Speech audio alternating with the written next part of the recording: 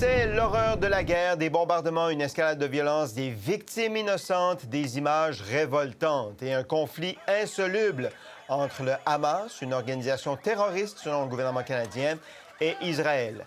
L'attaque du Hamas vendredi soir a fait 900 morts israéliens. Des innocents ont été pris en otage. Ils sont maintenant menacés d'être exécutés. La réplique a elle aussi été sanglante. 700 morts du côté palestinien. Une menace d'offensive israélienne plane sur la région aussi. Une menace d'offensive israélienne sans précédent. Bonjour, mesdames, messieurs. Bon début de semaine. Bienvenue à l'émission. Il y a le drame humain, les victimes innocentes, qui se comptent par centaines des deux côtés.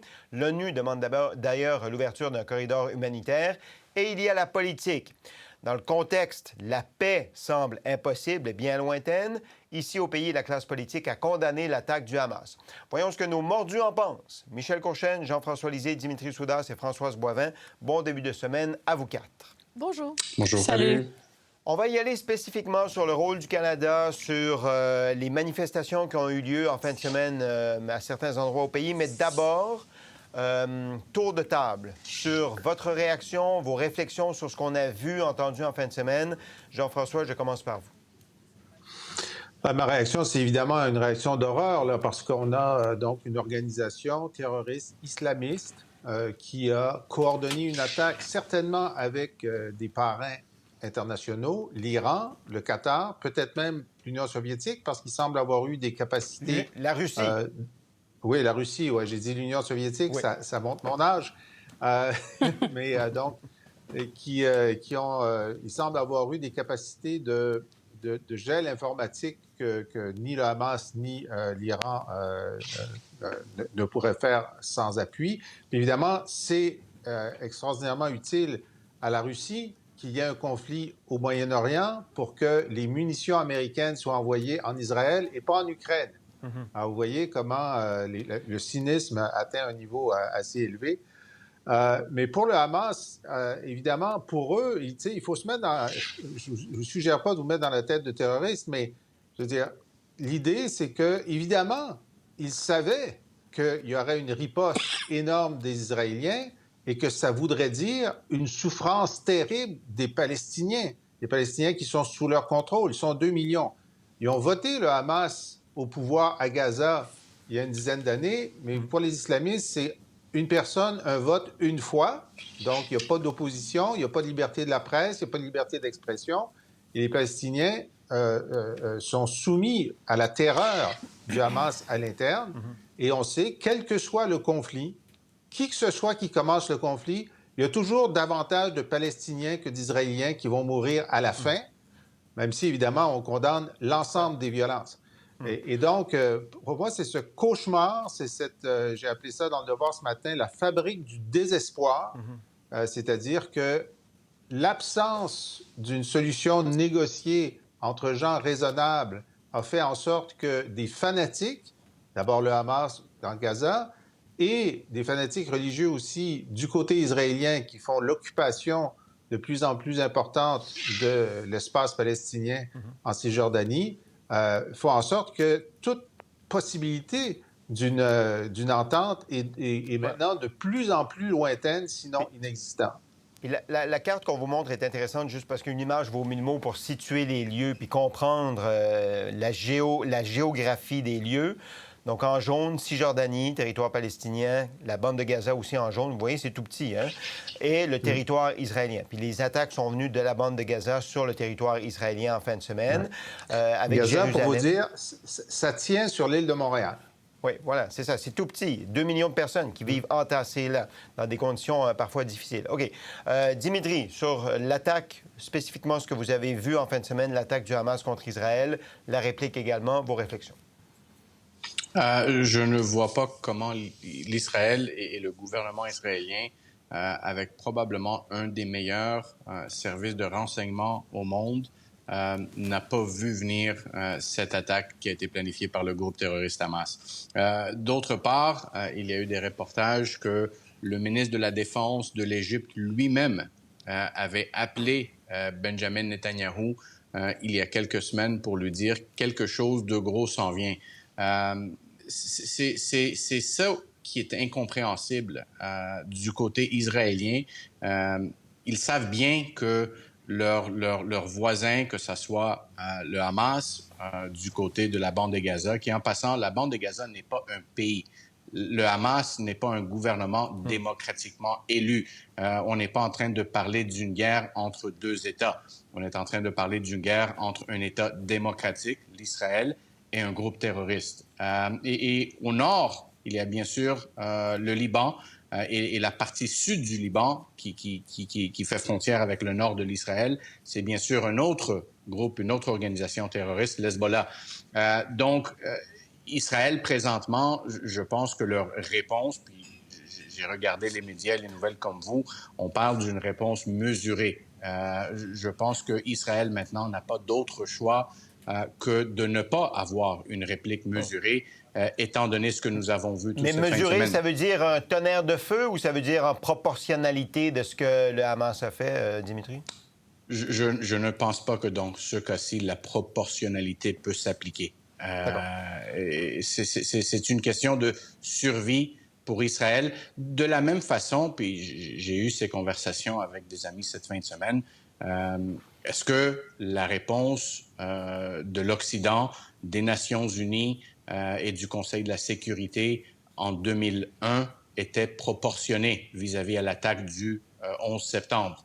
Ils se sont attaqués à deux édifices, mais nous avons, puis on a les résultats que nous avons en Afghanistan aujourd'hui. Et ça, c'était l'autre bout de l'océan. Françoise. Bien, tout d'abord, je vais simplement exprimer le fait qu'on a tous ressenti en fin de semaine, c'est-à-dire un choc monumental. Oui, c'est une région où on est on est habitué de voir ce genre de situation un petit peu explosif, mais en même temps, ça nous a tous pris en état de surprise. C'était la grosseur de l'attaque, attaque terroriste, de voir comment le monde, je vous dis, moi, ma réflexion, c'était dans quel monde est-ce que je vis? Dans quel monde est-ce qu'on est en train de faire grandir nos enfants?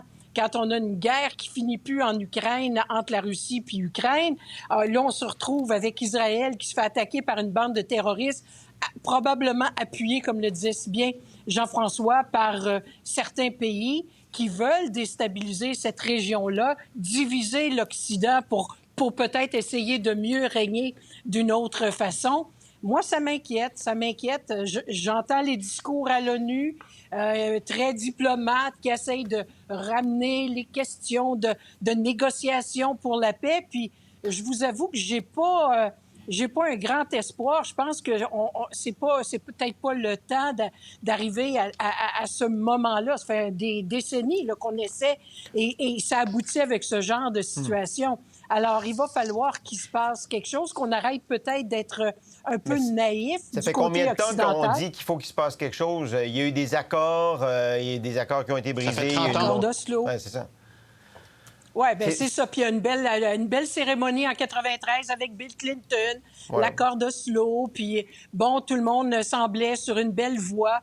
Mais arrive toujours un moment comme celui-là parce que ce qu'il faut que les gens comprennent, ceux qui nous écoutent, qui ont peut-être participé aux manifestations, puis je sais qu'on va y revenir, c'est que c'est un groupe terroriste. Le Hamas, là, ça n'a rien de noble. Ce qu'ils ont tenté de faire et ce qu'ils ont fait ce week-end. Alors, d'aller brandir des drapeaux en termes de timing, c'était pas mal pourri, à mon avis, alors qu'on a des Canadiens dont la vie est en danger, qui ont été kidnappés. La même chose pour beaucoup de gens en Israël. Enfin, bref, c'est pas jojo, là, moi, vous dire. Okay. On va en parler dans un instant des manifestations puis de la condamnation sans équivoque de François Legault encore ce matin.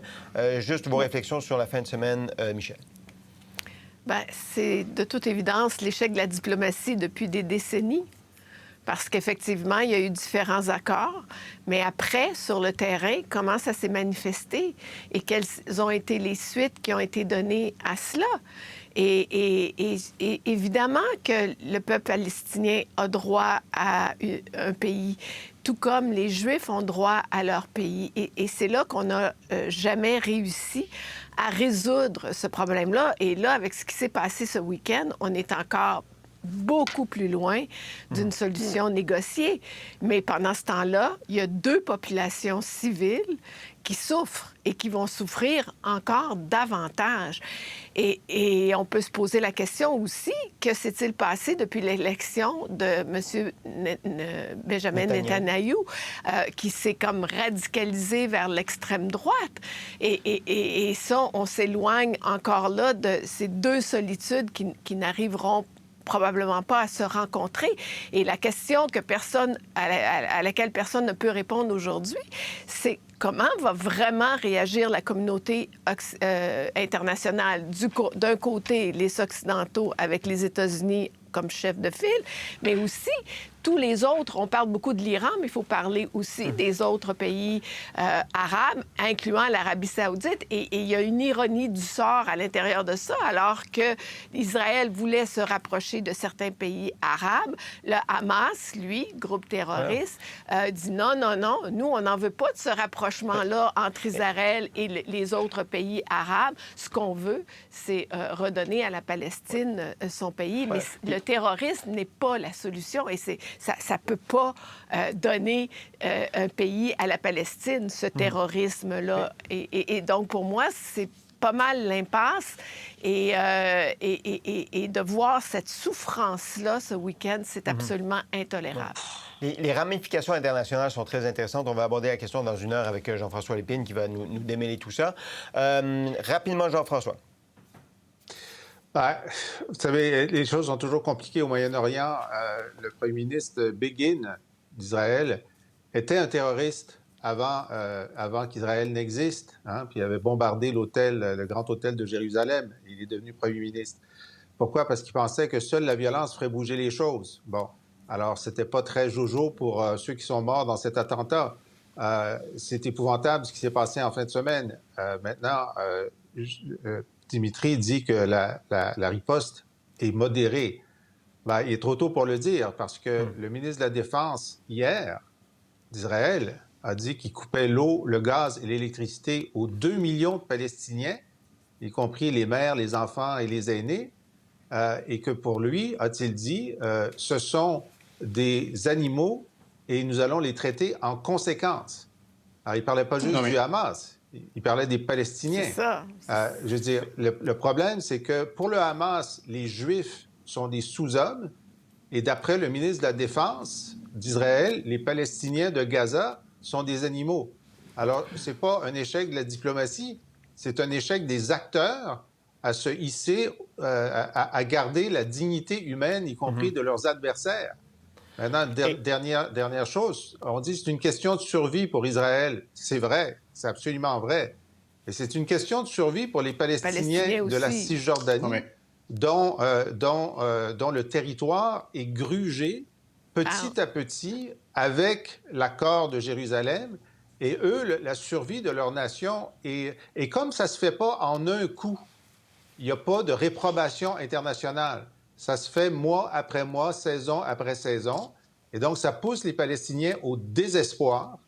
Et ce qui peut arriver de pire que ce qui est en train de se passer, c'est que le Hamas prenne le pouvoir en Cisjordanie. Là, les Israéliens auraient le Hamas sur leurs deux. Mais c'est tout à fait possible, parce que pousser au désespoir, c'est ça que ça donne.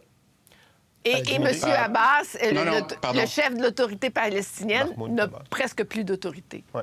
C'est ça. Mais eux, ils ont été complètement écartés. Et puis le Hamas a rempli le vide politique. C'est ça. Dimitri. Oui, puis j'aimerais conclure. Premièrement, le Hamas et les Palestiniens ne devraient pas être considérés comme un seul et même. Mais soyons clairs sur ce que fait. Mais soyons clairs sur ce que fait le Hamas, groupe terroriste, et que Israël ne fait pas. Vous l'avez vu peut-être en fin de semaine. Une grand-mère dans sa maison, sur sa page Facebook, a eu un live stream pendant que les terroristes du Hamas l'ont tué. Le Hamas enlève et tue des gens. Il tire des missiles sur Israël. Il mutile des cadavres. Il utilise leur propre peuple, les Palestiniens, comme bouclier humain. Donc, la réponse d'Israël à ce point-ci ne peut pas avoir qu'un objectif simple. La destruction totale et irréversible du Hamas. On ne peut pas simplement dire on va essayer de sécuriser nos frontières. Le Hamas s'est rendu à un festival de danse. Ils ont enlevé, tué, paradé des corps de jeunes qui étaient morts. Donc je m'excuse, mais l'objectif est simple et clair. La destruction totale du Hamas. Voilà. Et devant la menace pour de 3 ans. Pour 3 Pourquoi? ans. Alors, dans 3 ans, Ça ils va vont recommencer. revenir. Oui, c'est ça. Parce que tant qu'on ne trouve pas une solution qui permet à des gens de vivre raisonnablement dans la sécurité pour l'avenir, la situation va constamment générer et l'Israël, des terroristes. et l'Israël envoie de l'aide humanitaire en Cisjordanie, ainsi que les pays occidentaux. Et le Donc, Canada. prétendons pas de couper l'eau et l'électricité, c'est une décision stratégique en temps de guerre. Quand il n'y a pas de guerre, c'est l'Israël qui envoie de l'aide humanitaire pour un peuple qui ne reçoit pas cette aide humanitaire parce que le leadership du groupe terroriste Hamas garde ses fonds pour leurs villas et pour eux-mêmes. Donc, prétendons pas que le Hamas essaye de représenter... Prétendons pas que le Hamas essaye d'aider le peuple palestinien. Non. Oui, mais le peuple palestinien est pris en otage. Le peuple palestinien est pris en otage par le Hamas. Absolument. Malheureusement. Par le Hamas et par Israël. Et par Israël aussi en Cisjordanie. Voilà. Et l'erreur de l'Israël, parce qu'il y a des erreurs des deux côtés. L'erreur d'Israël, c'est la colonisation et l'expansion constante de cette colonisation sur des territoires qui sont censés faire partie d'un éventuel État palestinien. Oui. C'est pourquoi je pense que la communauté internationale devrait dire ce que le Hamas fait, c'est épouvantable et on va vous aider dès que vous renoncez à la colonisation en Cisjordanie. Bien voilà, c'est ce que le reste du monde n'a pas fait. Ça fait des années que le reste du monde, à commencer par les États-Unis et le Canada, ont jamais dénoncé. Et c'est ça que je disais tantôt, c'est que durant toutes ces années-là, on est aussi indirectement coupable d'avoir laissé aller ça parce que ça faisait notre affaire, puis parce qu'on faisait aussi notre propre politique interne, parce que les États-Unis, le Canada ont des communautés juives importantes et qui exercent un lobby aussi très puissant auprès des partis politiques impliqués. Oui, mais construire une maison sur un territoire qui ne devrait pas t'appartenir n'est pas à part égale à décapiter des jeunes enfants et à tuer des personnes âgées. On est d'accord, Dimitri, mais le problème, c'est de l'accumulation de tout ça pendant des années et des années fait qu'à un moment donné, c'est le désespoir, puis à un moment donné, on utilise des moyens beaucoup trop extrêmes et inacceptables. Mais alors, c'est pour ça que je dis, on est comme tous un peu responsables de cette situation-là aussi. Je veux dire que récemment la majorité des Canadiens qui se déclarent juifs étaient opposés à la politique de colonisation du gouvernement Netanyahou. Alors, il y a une marge de manœuvre, là, même en politique intérieure. Il y a 700 000 Juifs israéliens, Juifs au Canada. C'est la 4e plus grande diaspora au monde, après les États-Unis, Israël et la France. Donc, c'est la 4e plus grosse concentration de Juifs dans le monde. Pour voir nos émissions en entier, rendez-vous sur la chaîne Ici RDI.